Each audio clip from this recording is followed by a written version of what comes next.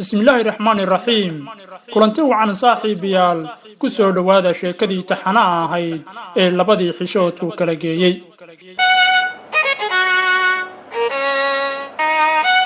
sheekadan waxaa qoray libaan axmed ciise abwaanka waxaan idinla socodsiinaya anigoo ah cabdinaasir axmed xasan xiirey ama se fantastic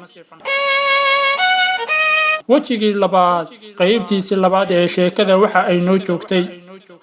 simran oo dhowr bari markii ay guriga ku nasatay dhaldhalaalka iyo dhabankeedana u soo noqday ku fakartay inay dib ugu noqoto jaamacaddii ay dhigan jirtay balse ka cabsi qabtay ardadii wax la baran jiray waxa ay odhan doonaan iyo inay ku camirtaan haatanna ku soo dhowaada wejigii labaad qaybtiisa saddexaad ee sheekada labadii xishoodku kala geeyey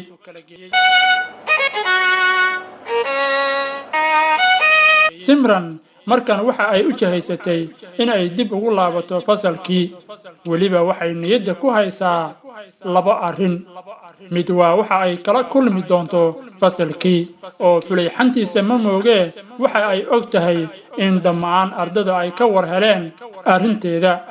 oo xoogaa dhinacaas yaxyaxayay ka dareemaysaa laakiinse waxay ku marmarsiyootaa niyaddana isku dhistaa ceeb ma aadan samayn adigana uma aadan horrayn gabar wax jeclaata marka ceeb waa laba afmaroojise dhag jalaq ha u siin iyo ganuunac kale ayay iskula shawrtay keligeed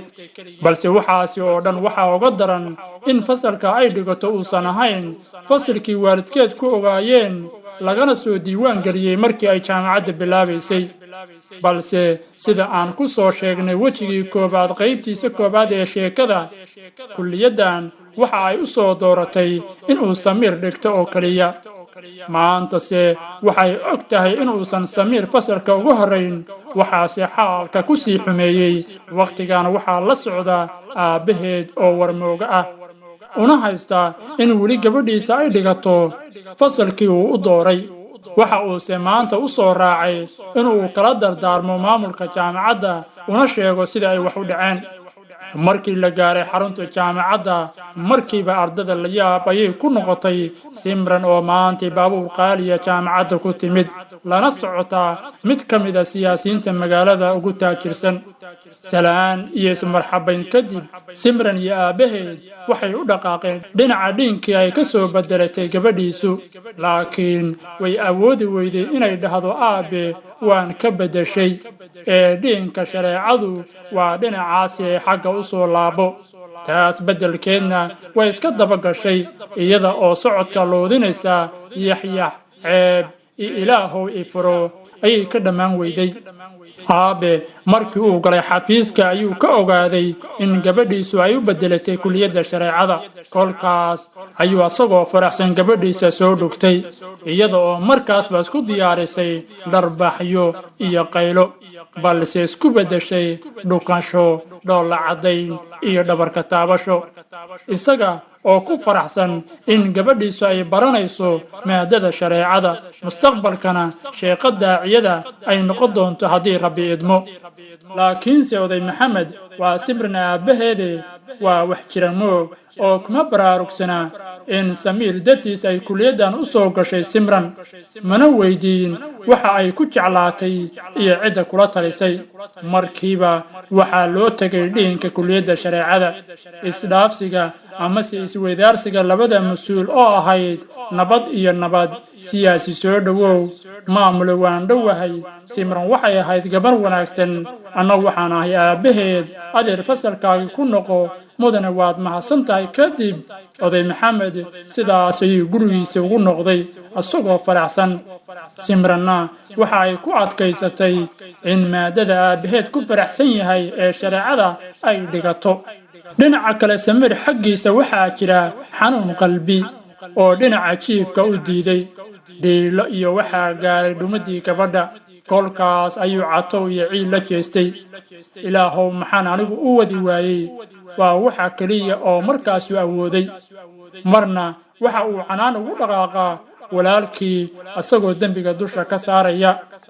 mukhtaar waa walaalkiise ayaase ku yidhi xagla laaban xoolo kuma yimaadaane ina keen aan gabadhii baadigoobne samiir waa uu ka diiday mukhtaar inuu raaco oo keligiis ayaa dhabbada cagta saaray raad arooriyo gadaal looma raacee raq iyo ruux meel uusan ku ogayn ayuu u runqaansaday waxa uu bilaabay in uu geed kasta oo ka hor yimaado koro amase fuulo qof kasta oo ka hor yimaadana weydiiyo bal inuu gabadh reer magaal oo lunsan meelaha ku arkay qalbigiisa uma fiicnayn maqalka dhigihiisana ma jeclaysan ereyada ma arkin ma maqal uma jeedin layma sheegin oo qof walba uu weydiiyo ugu jawaab celinayay nin halka maqantay haan ka dayay xitaa meel aadan bil gaari karin ayuu ka raadiyey raq iyo ruux waxaase mahmaahyo ku maqli jiray bidhaan kaa maqan nin bay baadi ku tahay oo ma oga gabadha uu raadinayo in ay fasalkeedii fadhido lugooyadana keligiis ku tahay dhinaca kale waxaa soo baxay qolyo ay siyaasadda isku hayeen oday maxamed waxayna damceen in ay ka faa'iidaystaan waxa meesha ka dhacay iyo arrinta simran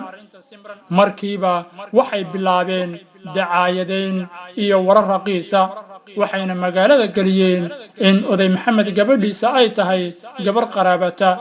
oo duurka la aaday nin aan qabin waxaana hawsha sii xumeeyey markii dadka deegaanku ogaadeen in ninka gabadha la maqnaa uu yahay xuseen dhegey oo isagaba warar been abuura oo dadku aaminsan yihiin magaalka ugu jireen markaa ayay dadkii deegaanku yidhaahdeen gabar dhegay gacanta u gashay gudaheed ma fiyooba jumladda ah gabar dhegay u gacan gashay gudaheed ma fiyooba dhallinyarada ayaa u adeegsaday social mediyaha iyo internetka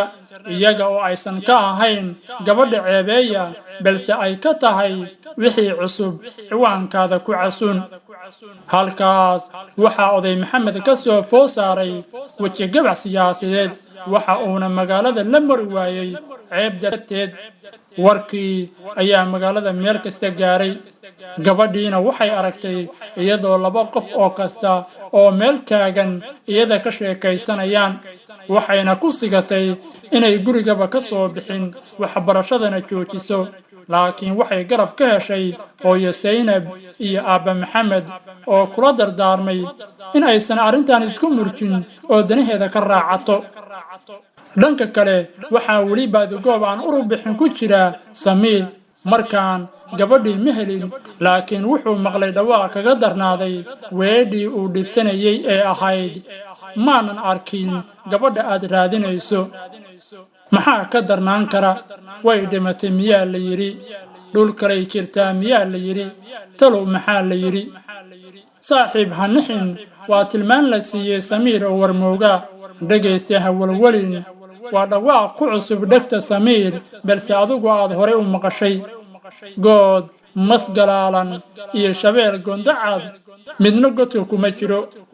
wuxuu jilbaha dhulka ku dhuftay markuu maqlay simran waxay gacanta u gashay qalaagii gabdhaha kufsan jiray waa dhageeye waxa uuna markiiba sawirtay waxa simran ku dhici kara iyo qaabka ay u dhaceen waxa uuna asagoo luudaya u jahaystay dhinacii dhegay ka jiray wuxuuna shaydaanku ugu dardar wariyey inuu dhegta dhiigga u daro xuseen dhegay si uu simran ugu aaro